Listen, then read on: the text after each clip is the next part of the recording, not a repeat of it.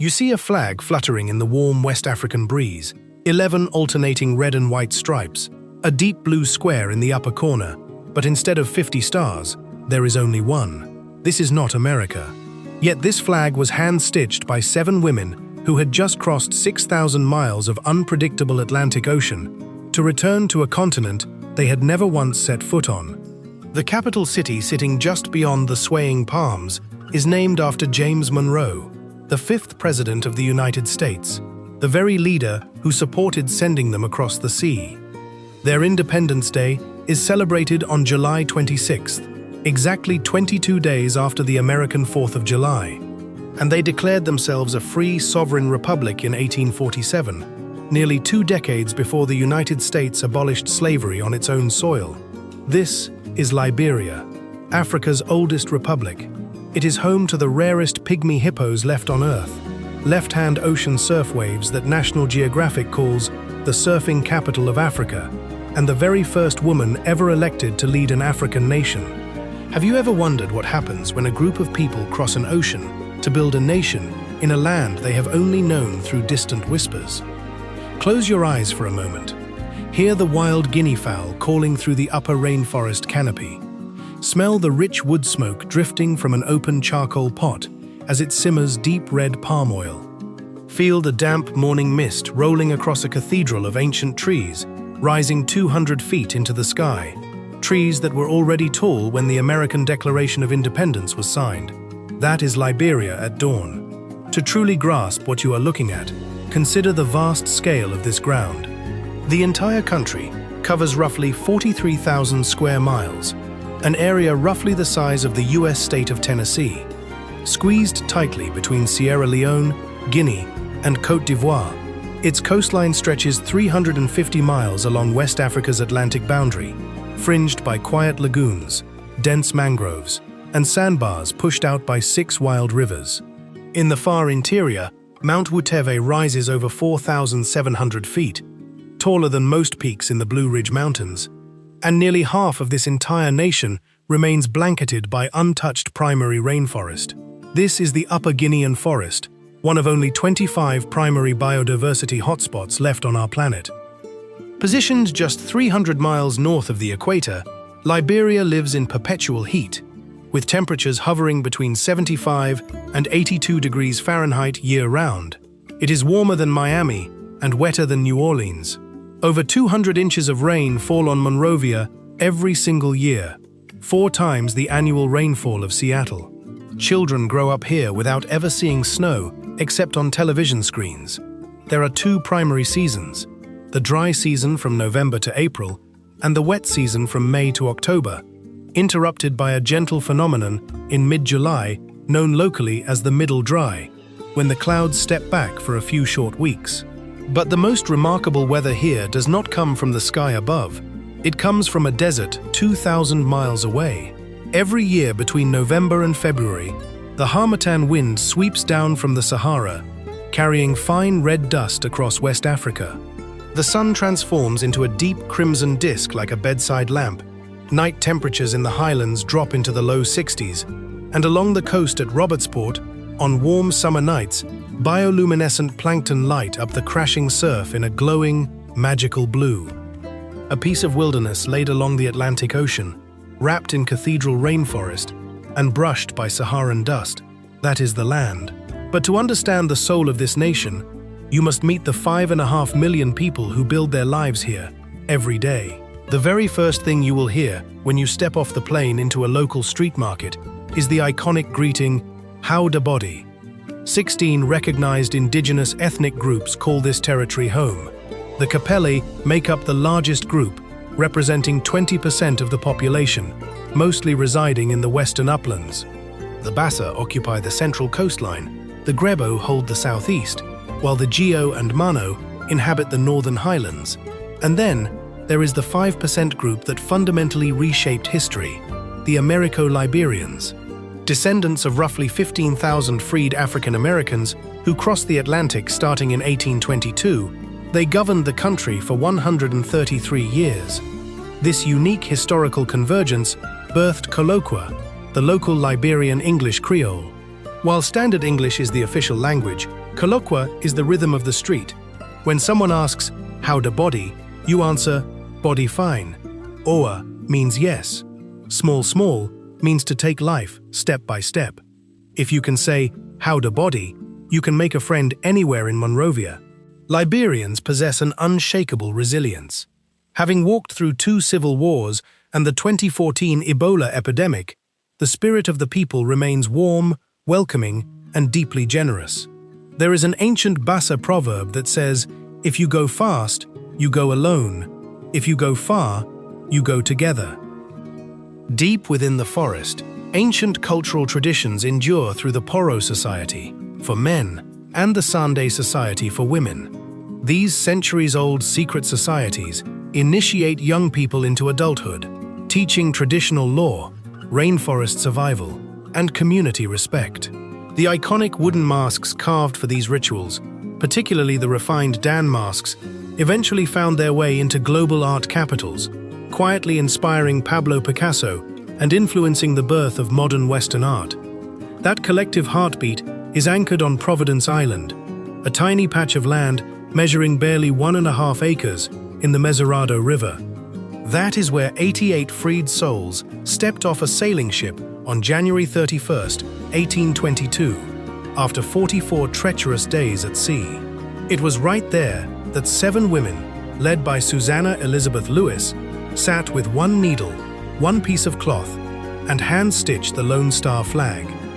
If you are ready for this epic story and journey into Africa's forgotten American nation, drop a comment telling me where in the world you are watching from. Hit the like button, subscribe to Legends TV, and turn on notifications so you never miss more of our upcoming visual documentaries. What is truly remarkable about Liberia is that you can experience 2 entirely different centuries just 3 short hours apart. You can start your day in the center of Monrovia, a bustling urban sprawl, home to over 1.5 million people, where the rhythm of modernity collides with deep-seated history. Walk through the Sincor neighborhood, where rooftop lounge bars catch the warm Atlantic sunset over craft cocktails and artisan coffee. Here, brilliant young returnees from the diaspora, kids whose families fled during the war years to cities like Providence, Rhode Island, and Minneapolis, Minnesota, are moving back, building tech hubs and opening businesses that breathe new energy into the capital's skyline. Have you ever stood in a city where every street corner feels like a living monument to survival and hope? If you could travel to a place where ancient history and modern youth culture meet so closely, where would you want to walk first? Drop down the coastal hill from Sincor and step straight into Waterside Market, where the air thickens with the vibrant symphony of daily commercial life. Colloqua chatter echoes across rows of brightly colored fabrics, while smoke drifts up from charcoal grills roasting sweet yellow plantains and ocean-dried fish. Along Camp Johnson Road, tailors bent over foot-pedal sewing machines stitch custom lappers beside busy hair salons, while small roadside eateries serve hot midday meals for just $2. Up on the highest point, overlooking the capital, stands the Ducor Palace Hotel, once a legendary 5-star luxury tower in the 1960s where global leaders and international royalty slept, now standing silent and empty like a broken concrete crown overlooking the sea. Though abandoned for decades, its high rooftop balconies still offer the most breathtaking view across Monrovia's entire skyline. It is a striking juxtaposition of urban decay and raw, timeless beauty. Even the nation's largest cellular network is named Lone Star Cell, honoring the single star on the national flag. Have you ever explored an abandoned landmark that seemed to whisper the forgotten secrets of a golden era? Tell me in the comments if you find places like the Ducor Hotel mesmerizing or solemn. Now, leave the roaring engines of the city behind and drive 3 hours west toward Pygmy County. Watch how the asphalt highway slowly degrades into a narrow dirt track and then dissolves completely into a thick, crimson clay road winding through towering green bamboo forests. Suddenly, you have crossed an invisible threshold into another century entirely. Round thatched huts with walls of smooth, hand-beaten earth stand peacefully beneath the shade of massive mango trees. Outside every wooden doorway, small charcoal pots simmer softly in the morning mist, sending up gentle plumes of wood smoke. Women wrapped in vibrant, hand-dyed lapa fabrics stand rhythmically over large wooden mortars, pounding fresh cassava leaves into a fine, fragrant paste for the afternoon meal. In these quiet upland villages, farming is not just an industry, it is a sacred connection to the earth passed down through centuries. Villagers cultivate upland rice, an ancient African grain variety grown in these soils for over 3,500 years, long before European ships ever anchored along the coast. On Saturday mornings, before the harsh equatorial sun rises high enough to heat the air, men strap woven baskets to their backs and ascend tall oil palm trees to tap the sweet sap dripping from the bark. It must be harvested early, because once the mid-morning heat takes over, the natural sugars ferment rapidly inside the tree. By evening, when the cool Atlantic breeze sweeps through the forest, the entire village gathers under the wide branches of an ancient palava tree, drinking fresh palm wine and sharing oral histories with the young children sitting at their feet. Does the quiet simplicity of village life make you reflect on how fast-paced our modern lives have become? How often do you get the chance to slow down, put away your phone, and just sit with family under the open sky? Share your favorite memory of a simple moment with loved ones in the comments. I love reading about where you find peace. Yet, beneath this peaceful rural simplicity lies a staggering global reality. Every single year, over $1 billion in financial remittances flows directly into these remote villages from Liberian family members living abroad in cities like Providence, Minneapolis, Philadelphia, and Atlanta. That money accounts for nearly 25% of the entire national gross domestic product. A young nurse working long night shifts in a hospital in Rhode Island sends home money to build a tin roof for her grandmother's clay home in Bomi. A taxi driver in Minnesota pays for his nephew's school fees in a village he has not visited in 20 years. The ties of family and culture here do not weaken across 6,000 miles of ocean water. They burn with an unyielding brightness. And here is the most beautiful realization. The exact same coal pot that simmers a pot of palm butter soup on a sleek apartment balcony in Syncor also simmers in a dirt courtyard in Bomi County. It is the exact same recipe, prepared by the exact same patient hands, sharing the exact same enduring love of family. No matter how far a Liberian travels, or how modern their world becomes, their heart remains anchored in the warm soil of their home. If this connection between distant family members moved you, please hit the like button right now and share this video with someone who values family ties above everything else. Your support helps us tell these deeply human stories to the entire world. Speaking of charcoal pots and village hearths, stepping into a Liberian kitchen is not merely about feeding the body. It is an initiation into a rich, centuries-old culinary ritual. The undisputed star of any local table is jollof rice. But if you think you already know jollof because you have tasted Nigerian or Ghanaian versions, prepare yourself for a profound revelation. Liberian jollof possesses a distinct identity forged by the rich soil of West Africa. While neighboring countries construct their jollof upon a foundation of tomato paste, Liberians prepare theirs using deep red palm oil rendered directly from fresh oil palm fruit. This infuses the rice with a deep crimson glow, an earthy, smoky undertone, and a rich complexity that lingers long after the last bite. Across West Africa, friendly debates over who holds the supreme title for the best jollof are known as the Jollof Wars, a rivalry played out across social media every single week. Have you ever had a food debate with your friends or family that got surprisingly passionate? Which country's food do you think holds the crown in your household? Drop a comment below and let me know. I want to see who has the most vocal food lovers in our community. Beyond jollof sits palm butter soup, a luxurious delicacy prepared by crushing oil palm fruit by hand and simmering it slowly with Scotch bonnet peppers, fresh ocean crab, and smoked fish. Then there is cassava leaf stew, the undisputed highlight of Friday gatherings, and fiery pepper soup, a bold, restorative broth used as traditional comfort food when someone falls ill. Starchy sides like fufu, Dumboy, and GB are expertly pounded from cooked cassava dough in wooden mortars, rolled into soft, silky portions, and used to scoop up rich stews. And hospitality here carries a beautiful, quiet ceremony. When you step across the threshold of a Liberian home, whether a modern house in Monrovia or a clay home in a forest village, the host will never simply ask what you want. Instead, they will split open a fresh green and brown kola nut with their hands and offer you half. The flavor is intensely bitter, sharp, and packed with natural caffeine. But tasting it is not about sweetness. In West African culture, cracking and sharing a kola nut signifies peace, transparency, and formal acceptance into the family fold. Once you break kola together, you are no longer a stranger or a traveler. You are family. Have you ever experienced a cultural tradition of hospitality that made you feel instantly welcomed in a foreign place? If a host offered you something completely unfamiliar, would you take that leap of faith to show respect? Tell me your favorite travel discovery in the comments below.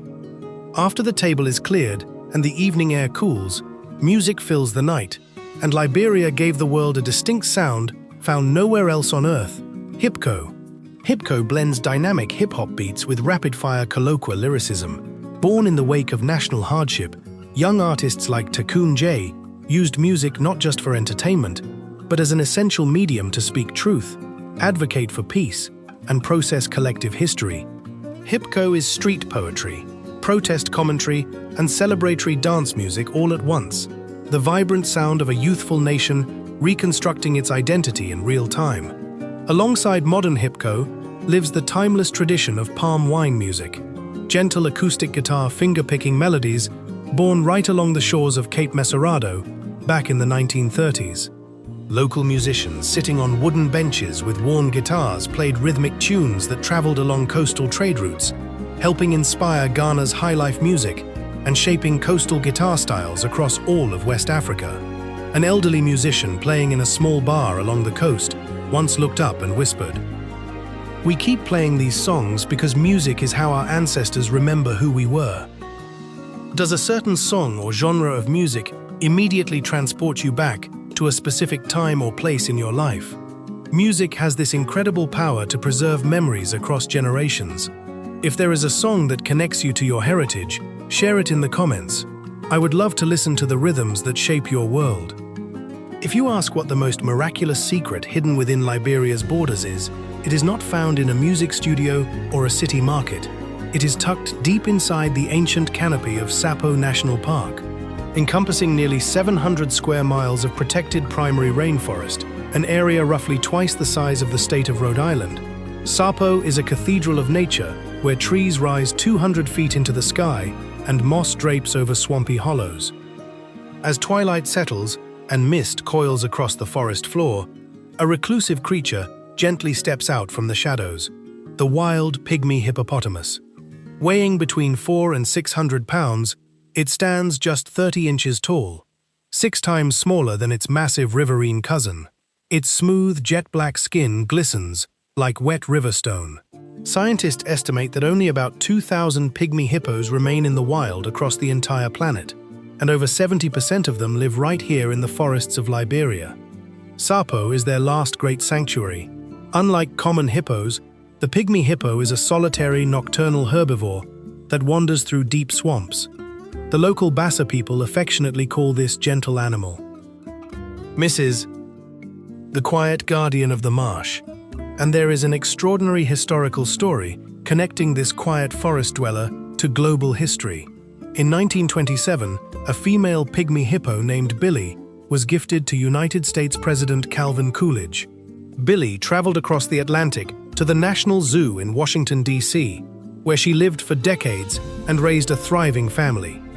Today, virtually every single pygmy hippo residing in zoos across the United States, from the Bronx Zoo to San Diego and Cincinnati, traces its direct ancestral lineage back to Billy, who was born in a Liberian swamp nearly a century ago. Every time a family stands before a pygmy hippo enclosure in America, they are looking directly at a living piece of West African heritage. Isn't it remarkable how a quiet animal from a West African forest could touch the lives of millions of people thousands of miles away. If you are captivated by these untold connections between distant worlds, take a brief moment right now to hit the like button, subscribe to Legends TV, and share this video with a friend who loves nature and history. Every like and share helps us bring these incredible global stories to light. Beyond physical landmarks and wildlife, the intellectual and artistic contributions of this land have quietly reshaped global culture. Consider the Dan mask, an iconic ceremonial artifact hand-carved from a single block of native hardwood by village craftsmen. Featuring a high, smooth forehead, narrow slitted eyes, and a forward-projecting mouth, each mask is far more than a decorative sculpture. Within traditional societies, it serves as a physical vessel for ancestral energy. When European traders carried these carved works to Paris in the early decades of the 20th century, they caught the eyes of avant-garde artists. When Pablo Picasso walked into the Trocadero Museum, he encountered these expressive West African masks and realized that art did not need to merely copy reality, it could express raw, spiritual emotion. That single cultural encounter ignited the Cubist movement, meaning modern Western art owes an uncredited debt to master woodcarvers from remote West African villages. Have you ever looked at a modern painting, sculpture, or building and wondered what hidden cultural influences inspired the artist? Is there a traditional art form from your own heritage that you feel deserves more recognition on the world stage? Drop a comment below. I would love to learn about the artistic treasures of your hometown. While visual art traveled across oceans, a quiet revolution in human communication was unfolding right inside the forest. Around the year 1833, in a small village called Jondu, a local scholar named Momolu Duwalu Bukele experienced an extraordinary nocturnal vision. A mysterious figure appeared in his dream, drawing geometric marks upon the ground and explaining that each symbol represented a distinct sound in the native Vai language. Upon awakening, Bukele gathered village elders to record these symbols, crafting a complete 212-character syllabary. Within a single generation, tens of thousands of local people were reading and writing fluently in their own native script, one of the very few indigenous writing systems invented in modern African history. Historians even suggest that returning migrants may have shared ideas with Cherokee scholars across the Atlantic, creating an invisible bridge between two native writing systems on opposite sides of the ocean. Does it amaze you how human ingenuity can spark in the most unexpected places? Imagine waking up from a dream with an entirely new written language in your mind. If you could master any language or script instantly, which one would you choose? Tell me in the comments down below. Now, leave the historical manuscripts behind and travel northwest to the Cape Mount Peninsula, where ocean mist rolls off Lake Piso at first light. Welcome to Robertsport, a coastal town that National Geographic named one of the premier surfing capitals of the African continent. Here, long left-hand ocean waves curl gracefully over sandy point breaks, peeling 6 to 8 feet high for over 300 yards down the beach. 2 decades ago, surfing did not exist along these shores. But as visiting travelers left behind old surfboards, local youth picked them up, taught themselves to ride the waves, and transformed their coastal community. Today, the Robertsport Surf Club hands out boards to local children every afternoon, giving teenagers a healthy passion rooted in the ocean. Consider Irene George, a resilient young woman affectionately known throughout her coastal town as Butterfly. Every weekend, Butterfly takes young girls into the surf, coaching them on how to paddle past the breaking whitewash and stand tall on their boards. She often says that riding a wave is where a young woman gets to experience pure, uninterrupted freedom. From historical hardships to ocean surf clubs, these young athletes are reclaiming their coastline with joy and strength. If seeing young people turn ocean waves into a force for community healing brightens your day, please hit the like button right now. Sharing this video helps us highlight positive, empowering stories of youth around the globe. Yet, the true foundation of this nation's modern peace rests upon the shoulders of its women. In 2003, during the peak of national unrest, a courageous community organizer named Lema Gbowe, decided that enough was enough. She brought together thousands of Christian and Muslim women from every social class and ethnic background. Dressed entirely in simple white garments to symbolize unity, these women gathered along public roads, kneeling in silent prayer and standing outside peace talks in Ghana, refusing to leave until political leaders signed a binding treaty. Their unwavering moral courage brought an end to years of conflict. 2 years later, in 2005, the nation made global history once again when Ellen Johnson Sirleaf was elected president, becoming the very first elected female head of state in the entire history of the African continent. A Harvard-educated economist who had previously survived political imprisonment, Sirleaf served 2 terms, guiding the country through economic rebuilding and institutional stability. In 2011, both Ellen Johnson Sirleaf and Lema Gbowe were jointly awarded the Nobel Peace Prize. This is a land where women do not simply request a seat at the table. They build the table, craft the peace, and lead the nation forward.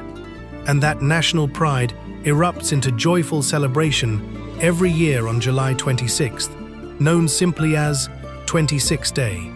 Parades march through Monrovia, brass bands fill the avenues, and families gather for street festivals. Simultaneously, on Flag Day every August 24th, children across the country put on school uniforms to honor the 7 women who hand-stitched the original Lone Star flag back in 1847, singing anthems that remind everyone, 11 stripes, 1 single star, because we are free. Any national biography worth telling must confront its hardest chapters, and Liberia has walked through fires that would have broken lesser spirits. In 2014, when the devastating Ebola epidemic swept across West Africa, Liberia found itself at the dark epicenter of a global health emergency. Thousands of families lost mothers, fathers, and children. Yet, through extraordinary grassroots community mobilization, brave healthcare workers, and unyielding solidarity, Liberia turned the tide. In May 2015, Liberia became the very first nation in the region to be officially declared Ebola-free by the World Health Organization. Liberian doctors and public health experts did not just survive the storm, they went on to travel across the African continent to train healthcare teams in other nations, turning their deep pain into life-saving wisdom for the world. Have you ever faced an obstacle in your own life that felt completely insurmountable at the time, only to discover a strength inside yourself you never knew existed? How do you find the courage to keep moving forward when everything around you seems uncertain? Share your story of resilience in the comments below. Your words might be the exact inspiration another viewer needs today. Alongside historical trials, daily life in West Africa brings environmental challenges that demand constant adaptability. During the heavy wet season from June through September, over 200 inches of tropical rainfall pour down upon the coast, transforming inland clay tracts into rivers of thick red mud. Reaching pristine wildlife sanctuaries like Sapo National Park requires a rugged 4-wheel drive vehicle and relentless determination. Yet, progress continues to carve new pathways through the wilderness. The major highway connecting Monrovia to the interior city of Gabanga shaved 2 full hours off the journey, opening new corridors for rural trade, agricultural transportation, and regional tourism. And while economic conditions remain modest, over $1 billion in annual remittances continues to pour in from family members living abroad, funding small businesses, building tin-roof homes, and paying school tuition for the next generation. This leads to a profound question that every traveler eventually asks when stepping onto this soil. Why do Liberians hold onto their homeland with such fierce, unshakable devotion? Why do 500,000 members of the diaspora living across America keep flying back across the Atlantic every single year? If you ask any local resident in Monrovia, they will not give you a dry economic statistic. They will answer you with a story. Reason number 1 is the people themselves. The greeting, "Howda body," never grows old. It is spoken to old friends, young children, market vendors, and complete strangers passing on the street. After surviving war and disease, Liberians possess an emotional clarity that many in the modern world spend a lifetime searching for. Laughter is not a luxury. Laughter is how you heal. In a small village in Pygmy County lives a grandmother who lost 3 sons during the war years. Yet every single afternoon, she still lights her charcoal pot and prepares a massive bowl of jollof rice for anyone who passes through her courtyard. When asked why she gives her food away so freely, she looks up with a warm smile and replies, "If I stop cooking for my people, I stop living." Does someone in your own life embody that kind of unconditional love and generosity? Who is the anchor in your family that brings everyone together around the table? Take a moment to honor them in the comments down below. I would love to hear about the incredible people who light up your world. Reason number 2 is Providence Island at golden hour. That tiny patch of land in the Mesurado River, where 88 courageous souls stepped off a sailing ship in 1822, remains a sanctuary of quiet reflection. Every evening, as the tropical sun dips below the Atlantic Ocean horizon, locals walk out to the water's edge, sit in the warm golden light, and listen to the river rustling through the reeds. It is a place where history feels alive, reminding every visitor that freedom is a living, breathing promise.